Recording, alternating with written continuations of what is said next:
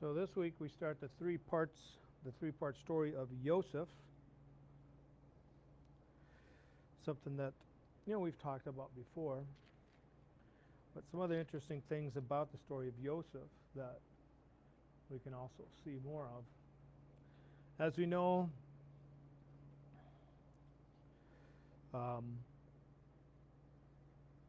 Joseph was a young man. He was loved more by Jacob, by Israel, than all his other children. It says because he was the son of his old age, which is true, son of his old age, but so was Benjamin. But out of all his sons, he loved Joseph the most. And not only that, but he made his son a long-sleeved robe. Okay? And generally the custom is that the heir apparent would be given a special cloak or clothing to separate him from the rest, so people knew that he was the one that would be the inheritor. And we do see this later in the blessings of Jacob, and even when Moses blesses Israel before they go into the land, that Joseph, his two sons have tribal inheritance, separate, but they're double portion, right? And that's the blessing of the oldest is supposed to get the double portion. And I know a lot of people ask, well, why did Jacob go against the ruling about his oldest son, who was Reuben? Reuben should have gotten the double portion and so forth and so on, right? But we see this in several different cases where Abraham has two sons, Ishmael and Isaac. Ishmael is the firstborn. Different mother, but Isaac is also the firstborn of Sarah. And he's the son of promise. Ishmael was the son of flesh, And so the rightful heir, God even says to Abraham, no, the blessings will go through your son Isaac. He's the promised son, right? And we see that, right? And then we see with Isaac, with Esau and Jacob being the younger one. Esau didn't care about his birthright. He didn't care about anything really other than, the blessing that his father was supposed to give him, but it was supposed to be for the firstborn. And he sold that to Jacob, fair and square. I'll say that right now. Joseph sold it to him Esau sold it to Jacob fair and square because Esau didn't care about it. And so Jacob should have gotten the blessing of the firstborn. But as it says there, is that Isaac loved his son Esau more, whereas Rebekah loved her son Jacob more. And no, don't have favorites. That's why when my kids ask me who's their favorite, I said y'all are. No, you say you're my favorite. There's something in them also that they saw. Yeah, it was something in them that is a reason why it did go to them. But we're looking at why is it the secondborn?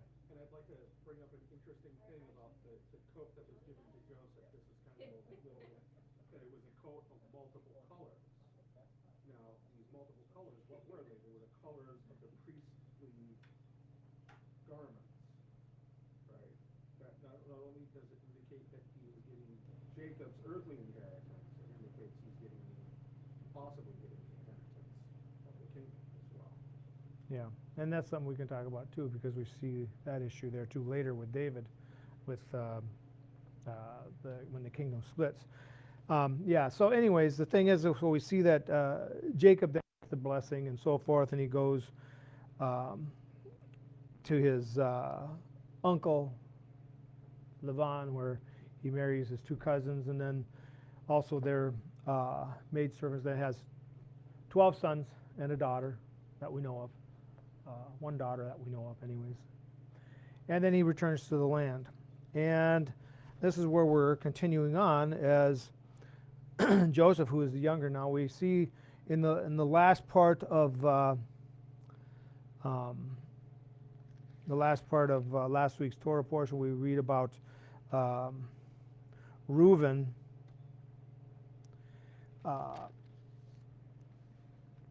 sinning against his father with his wife Bilhah, right? Says he laid in his bed. We don't know exactly what all happened. It's just something happened. And it proved that he didn't deserve the blessing of the firstborn, and so it was taken away from him. But it was given to the firstborn of his other legitimate wife, which was Rachel, which is something that can be done. I know a lot of people say all these different things, but you can lose your inheritance by doing something stupid, and of course we didn't really have all this stuff later on that we get from the Torah about the firstborn and the firstborn that's loved and the firstborn that's unloved and so forth and so on. But we see that Jacob takes away the right of the firstborn from Reuben and gives it to Joseph. Okay? And that's why Joseph has this garment, yes, of many colors and stuff. It was with blue thread and crimson and gold and silver. Yep, gold and silver thread. Different types of thread that we would see later as part of the tabernacle and part of the priestly outfits as well. And that's why it was called the coat of many colors, because it was made of those things. But it was, like you said, Ben, that it was a coat that recognized the spiritual aspect of what, not just the physical descendancy, but also the spiritual aspect of what the possibility of Joseph could be. And of course, we do know that at the time of the splitting of the north from the south, that Solomon's son Rehoboam, is it Rehoboam? Yeah. Didn't listen to his father's advisors, and thus the kingdom was split with him. But we see that God called another man to be king of the northern tribes, Joash? Yeah, Joash. Anyways, and so God offered him the same thing he offered David, an eternal kingdom, a kingdom without end. If you will just keep my commandments and follow in my ways. But he said no, and instead he built 2 temples that were like the one in Jerusalem, caused the people to worship Baal and the other gods and stuff like that. And so I do believe that the plan was for the Messiah to come through the house of Judah, or house of Joseph. But as we read in here, we'll see why Judah then becomes the one that the Messiah comes through as well. We've got 3 weeks going through here, 3 separations, 3 understandings of what's going on here. And so we see that Joseph is a prophet. God is giving him dreams, and he doesn't really understand what they mean at that point, right? It's hidden from him still at that point. Even up to the point where these things begin to happen is when he finally realizes what the dreams were about. But yet he's able to tell the dreams of the baker and the cupbearer, understand them pretty good. That God gave him the gift to understand those, but his own dreams he didn't quite understand. But he knew that God had a plan for him. And this is the thing I think is really neat, and that we need to also look, is that, when we have a job, we don't, in this country anyways, for the most part, legally there's no slavery. We do know that some things do happen. But in essence, we should be working for our employer as if we're working for God, being a witness for them about God. And we see the blessings that Joseph got by just working, just doing what he was supposed to do, being obedient, right? And I know sometimes, employers can be not so good. Sometimes we've got managers who who don't manage well, and you wonder how they got their position, different things like that. But no, Also the Peter principle. The- And I'm not talking about Family Guy. Peter paid Paul. Well, it's this idea that you rise to the level of your incompetency. Yeah. But it's a good example that God blesses us where we're at if we just accept it. And I know sometimes I've had jobs that I had to work because I had to pay bills and I didn't like it, but I did my best, worked there, eventually was able to find something else that I liked more, or that paid more. Not necessarily that I liked more, but paid more to help pay the bills and stuff like that, right? But I thank God for the opportunities to work at these different places. And even though several of them didn't necessarily work out, that's fine. Because God moves us in the direction we can go when we let Him, And even with the jobs right now, we all have stress in our jobs. It doesn't matter who you are. We always have that one person, too, that is just does stupid things, get away with stuff, and also can be a bully. There's always that immature person, But we got to put up with stuff like that, That's just part of this world, And so we see the blessings that Joseph bestows upon Joseph and upon his master, Potiphar. And Potiphar does recognize it, that he's being blessed because of what Joseph is doing. We don't understand exactly what got in the way, other than the adversary always likes to get in there and ruin these opportunities for people, marriage, good jobs, friendships, stuff like that, right? And so here we see Potiphar's wife trying to get him to sleep with her, all these different things. He refuses and comes up with a false accusation. And why did Potiphar believe her? It could have been political. It could have been. But did he believe her 100%? Right, that's what I mean. 100%. Why didn't he have him put to death? Exactly. Well, that's the point. Exactly. There's a movie out too. It's an old movie we watched about Jacob.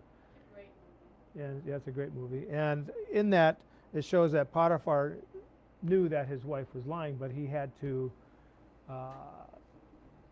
put him in prison, not because he wanted to, but because that's what the law required. Well, he could have lost everything. And he could have lost, yeah, he could have. But we know that Defamed his wife too. yeah, and would have defamed his wife, would have embarrassed the household, that type of thing, yeah. And then he would have gotten a reputation, especially back then, that he could not defend his home. Yeah. That all of his political rivals, his physical rivals, would come after him. Yeah, that's what I mean, yeah, exactly. And yes, like you said, normally, if that had happened, he would have been put to death. But so we know that there's something there that's not being said here, that Potiphar believes Joseph, and instead puts him in prison. And not only that, but puts him in the prison of where the higher ups would be, the important people of Pharaoh's kingdom and stuff that would go there, not to the prison where the regular just lowly people would go, but for the ones who are part of the kingdom, that have different positions and stuff like that. And so that's what we see here. But one of the things we can also see is that just like Yeshua, or less like Joseph, we see that Yeshua is scorned by his brothers. Yeshua comes as a prophet, teaching, speaking, healing, right? And his brothers reject him. And just as Joseph was sold to Gentiles, Ishmaelim, Midianites, whatever, because they're both in here. They're both probably going together on this. Yeshua was sold as well to the Gentiles. And interestingly enough, to a man in charge, who he stood before him as a judge and stuff. But and what was his name? The one who Yeshua stood before? Oh, yes, Pontius Pilate. Pontius, P, right? Potiphar, Pontius Pilate, right? Okay. So we see the letter. We see the same thing there, okay? And even to the point where Pontius Pilate even washes his hands of it because he doesn't see anything wrong, that he's done anything wrong, right?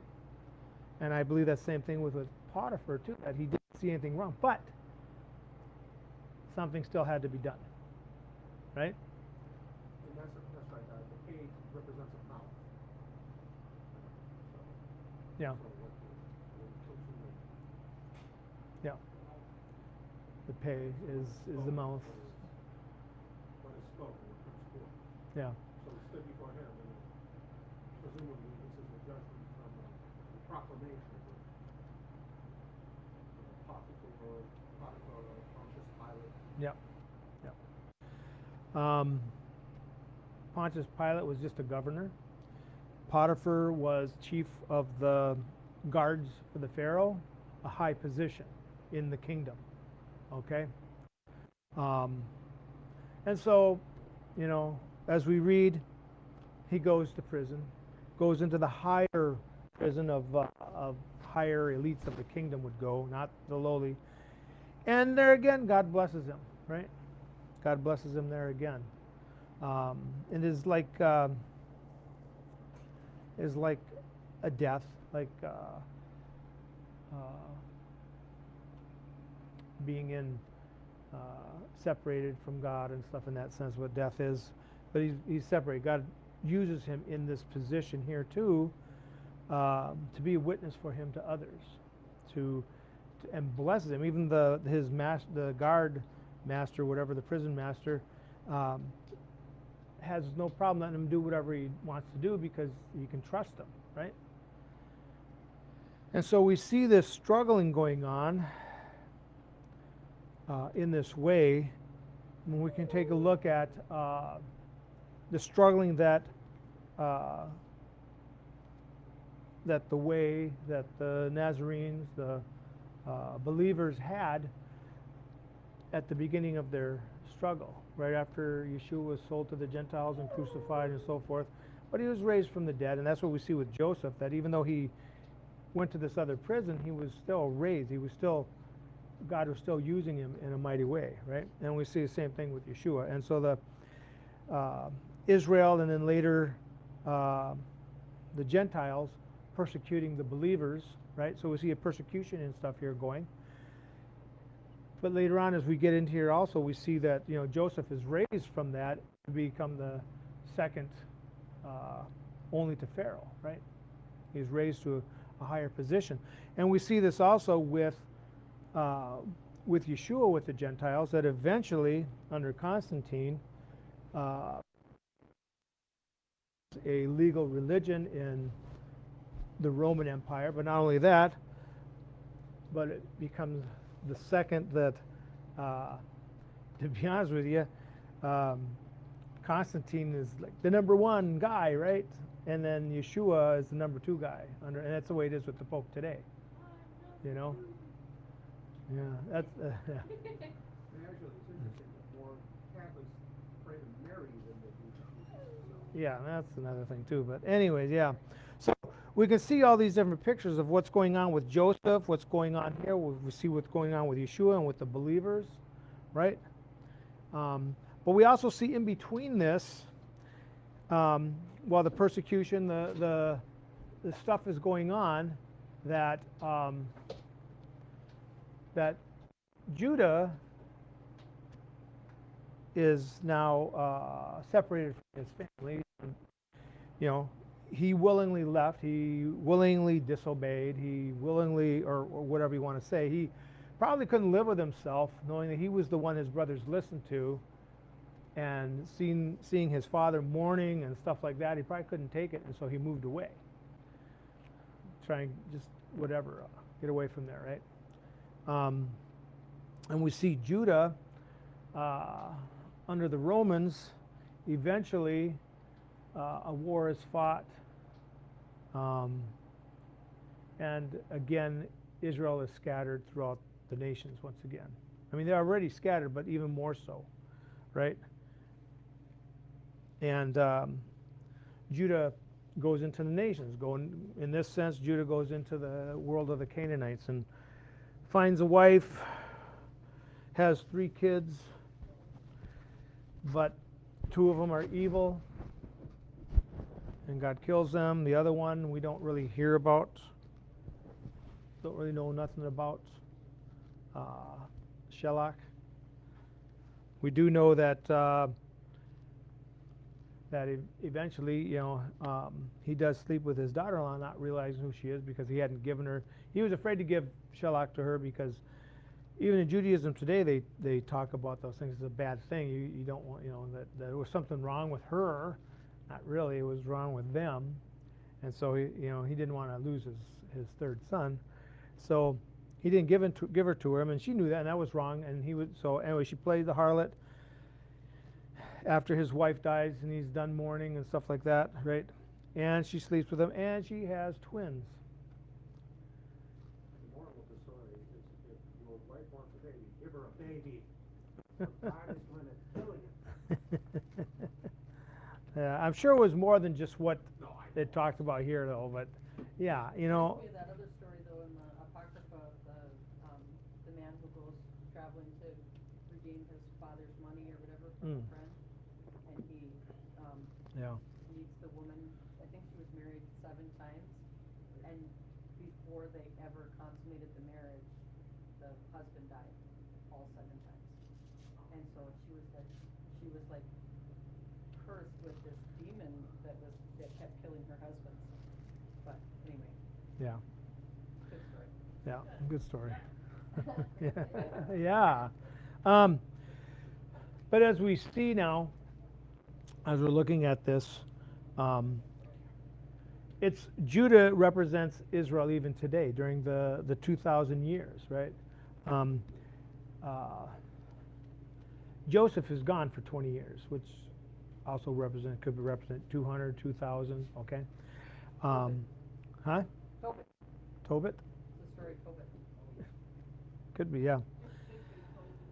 But he's gone from there, right? And as we're going to read next week, there'll be a famine and stuff. And a famine does not necessarily represent a famine where it comes from food and stuff, although that is part of it. But it's also a picture of a famine of the Word of God, a famine of prophecy.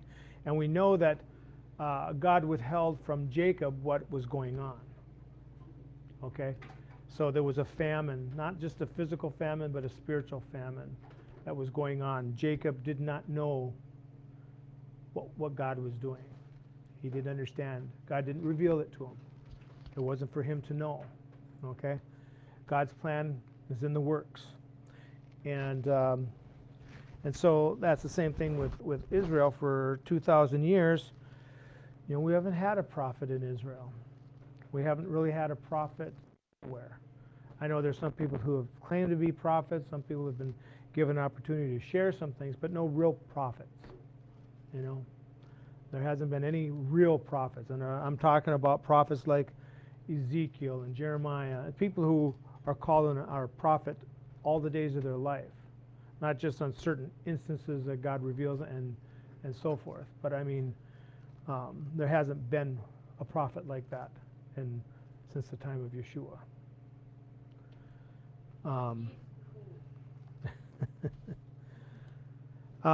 So anyways,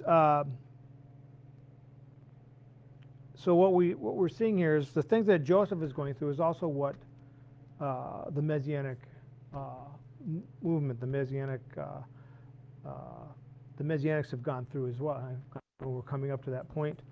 And as we go through this, we're going to see God's ultimate plan of what happens with Joseph and Israel, which is also God's ultimate plan for his people today. We're seeing those things transcribed, come into place.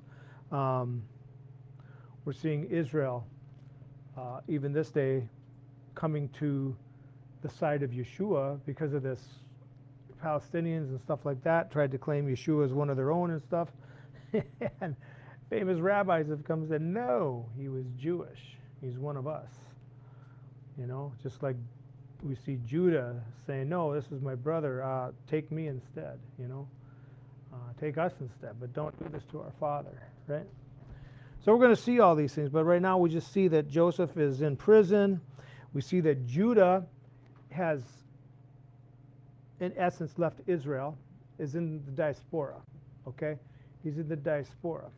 The next time we read about Judah again, will be in our next week's Torah portion, Mechates, at the end, right? And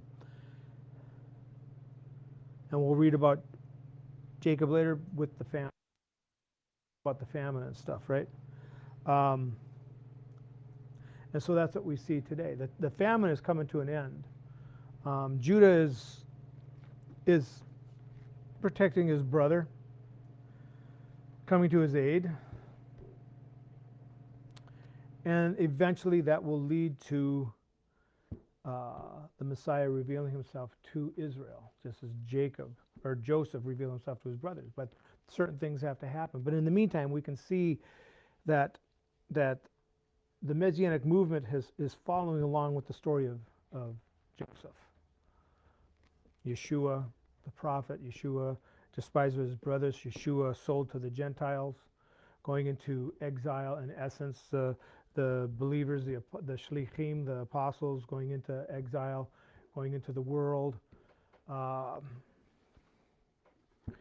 and eventually the world coming to a understanding of God, but not really following God, you might say, you know. And that's what we see with Pharaoh. So that's what we're going to see. That all this stuff is a footprint of God's plan, God's eventual plan, and that the story of Joseph is the perfect illusion or picture of the plan of God and of the Messiah. Now, Goshen, we know, is not in the Promised Land, but it was the best land in Egypt. They could grow anything there. And it's interesting that Pharaoh is willing to give that land to Israel. Right? What does that say of God's promise, though, too? That we as a people, if we follow his laws, he will make any land that is given, or that we are given, produce To prosper. and prosper. Yeah. Yep. And especially in an agrarian society, they made that flourish. They made Goshen flourish. Yeah, Goshen flourished. They came up with new technology for Egypt to do even better with the time of planting and everything like that. And we see that today. We've had Jewish scientists come up with all kinds of different things that have made our life easier, right? Especially medical.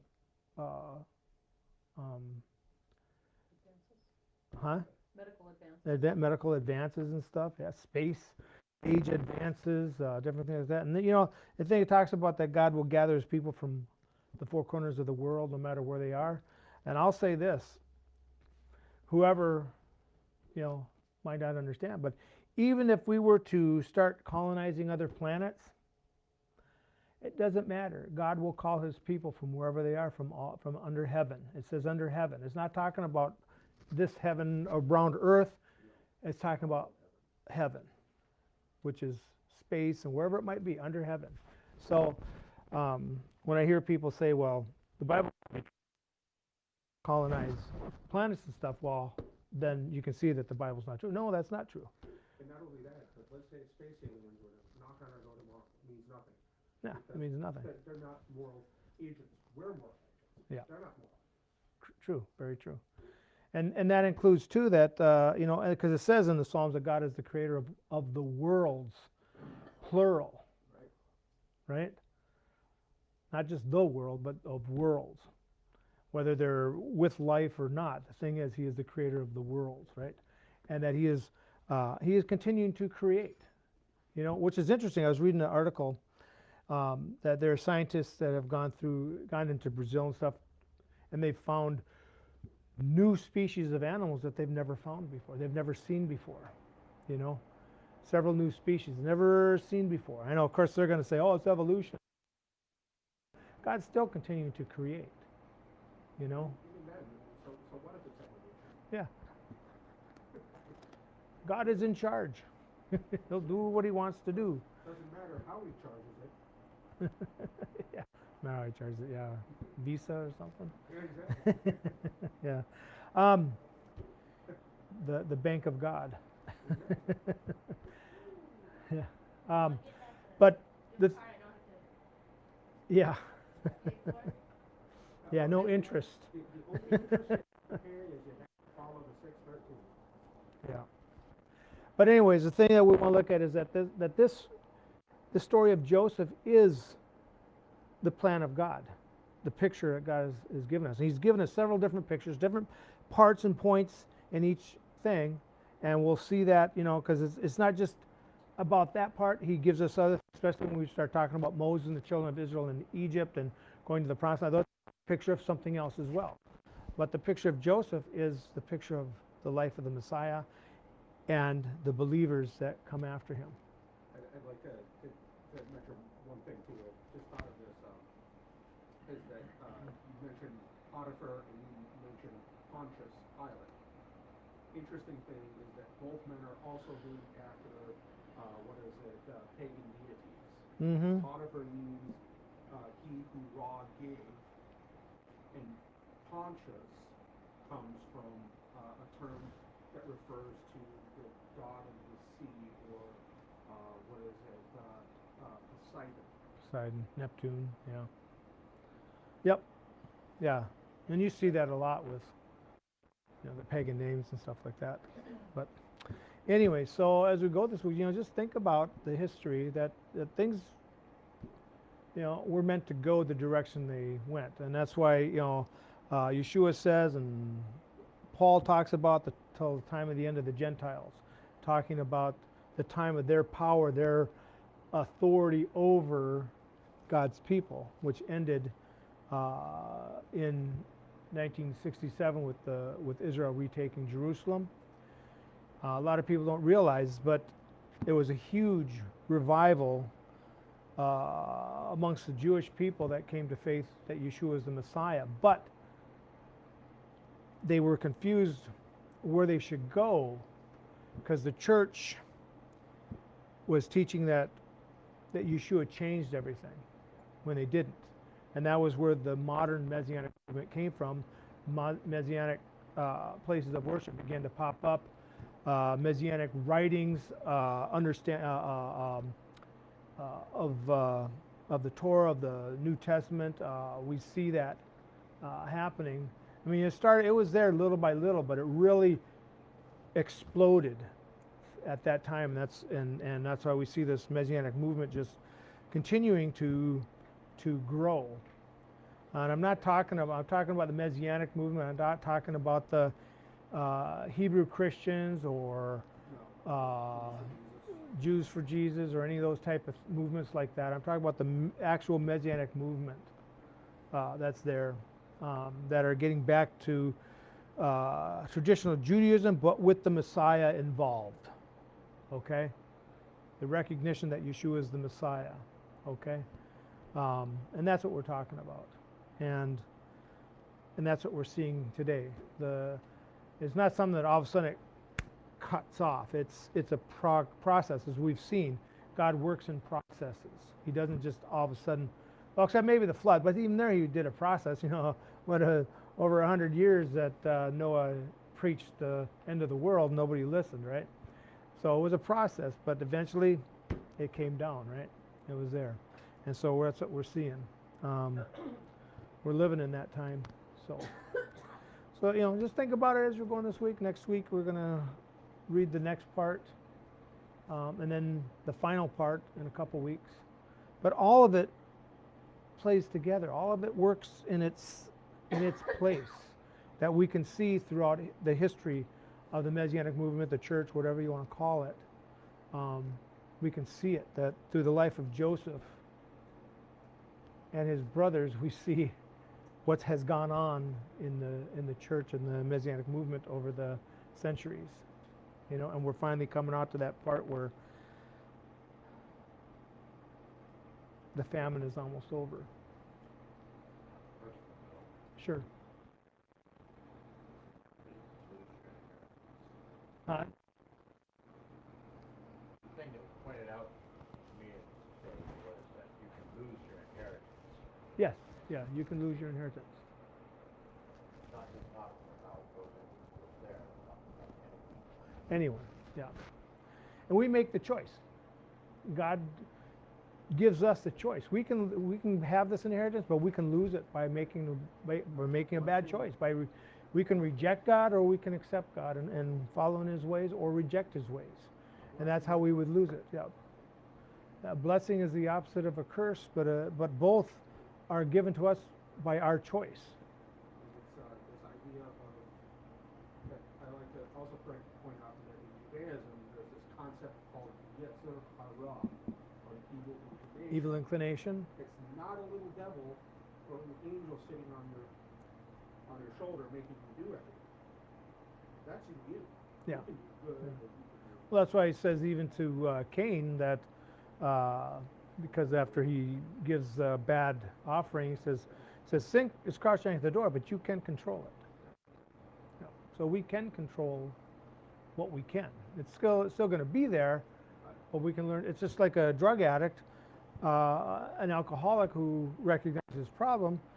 He still has the problem, but he's controlling it, right? He's working on it. He's learning to control it and stuff too, right? And that's a good example too, because remember that with the drug addict, the drugs are not usually the problem, it's something else. They're using that to numb the problem. Right. Self-medicate, yeah. Not dealing with the real problem. In my health class last quarter, we had two people come in. One of them had just not recently, but he had converted opioid addiction. Another girl whose brother was also addicted to. They had a lot of difficult things happening.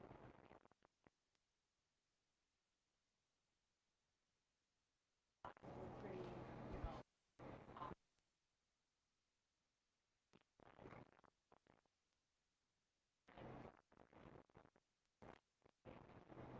But they saved that. Yeah. And then they realized he was causing more problems. Yep. All right. If you want to bow your heads for the blessing. Our God and God of our fathers, bless us with the threefold blessing in the Torah written by the hand of Moses, your servant, and pronounced by Aaron and his sons, the priests, your holy people. As it is said, may the Lord bless you and protect you. Maybe you will. May the Lord make his face shine on you and be gracious to you. Maybe you will. May the Lord turn his face toward you and grant you peace. Maybe you will. Yevarecha Adonai v'yishmerecha. Yair Adonai panav elecha v'chunecha. Yisa Adonai panav elecha v'sem lecha. Shalom. Have a wonderful rest of Shabbat. This week we do not have club or our Wednesday night study. Wednesday night starts Hanukkah. Wednesday night at dark starts Hanukkah. And yeah, I know it's also the 25th, so it's Christmas Day too. But first time in over 100 years that they both landed on the same day. Anyways, the other thing is that we have our Hanukkah party next Saturday night at 6 after Sabbath. So that's what we're going to do. So it starts at 6. Make sure it's a potluck, so bring stuff for that. If you're wondering what you can bring, you can always call us. and we can let you know what's going on. So other than that, I think that's it for the congregation. Oh, yep, I think that's it.